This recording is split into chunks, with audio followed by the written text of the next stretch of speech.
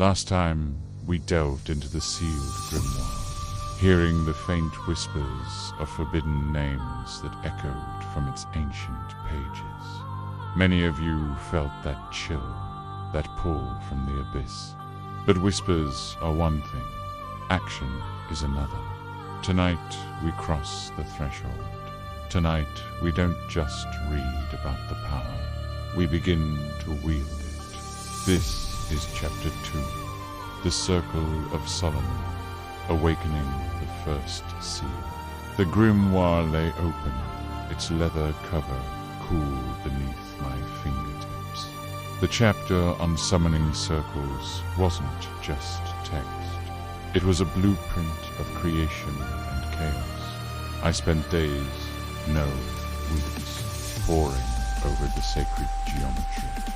Each line, each curve was a conduit for power, a lock on a door I was about to open. The book warned that a single misplaced arc could mean the difference between control and eternal servitude. I measured every angle, every radius, my mind a whirlwind of arcane mathematics and silent prayer. This wasn't just drawing, it was weaving reality itself. To draw the circle, the grimoire demanded a specific art, a medium that could bridge the gap between our world and theirs. The ancient texts spoke of the blood of a black man, a symbol of innocence offered to the darkness. I procured it, the crimson liquid thick and unnervingly warm. As I dipped the ritual quill, the air grew heavy, thick with anticipation. With a steady hand, I began to draw. The first line on the cold stone floor felt like a scar upon the world. With each stroke, the energy in the room shifted. It wasn't just blood on the floor. It was a promise, a contract being written in a language older than humanity. The geometry was intricate, a series of concentric circles interwoven with triangles and Hebrew letters of power. As the final line connected, completing the grand design, a strange phenomenon occurred. The candles I had placed at the cardinal points flickered violently. Their familiar orange glow sputtered and died, only to reignite a moment later with an unnatural, ethereal blue flame. These flames didn't dance, they watched. They cast long, distorted shadows that seemed to writhe and twist at the edge of my vision. The warmth of the room vanished, replaced by a deep, penetrating cold that had nothing to do with the temperature. The blue flames offered no heat, only a chilling light that made the summoning circle pulse with a faint, otherworldly luminescence. Then it began. A low hum vibrated through the floor, rising up through the soles of my feet. I looked at the center of the circle, where I had placed the first seal of Solomon, a small disc of hammered brass. It began to tremble. At first, it was a subtle tremor, barely perceptible, but it grew in intensity, rattling against the stone with a rhythmic, consistent beat. It was like a heart starting to beat after centuries of silence. The symbols etched into its surface began to glow. First a soft red, then a blinding white, pulsing in time with the hum that now filled the entire chamber. That's when I heard it. A voice not through my ears, but directly inside my mind. It was a dry, rasping whisper that felt like sandpaper on my soul. It spoke a single word, my name.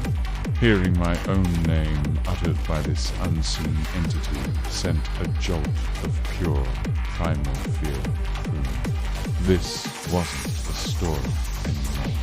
This was real. The voice was ancient, filled with a forgotten wisdom and a terrifying hunger. It knew, and it was waiting. The moment the voice spoke my name, the cold intensified.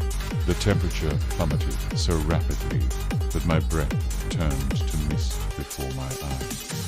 Frost began to crystallize on the stone walls, spreading in intricate fractal patterns like frozen veins. It was a supernatural cold, a cold from a place where heat and life had no meaning.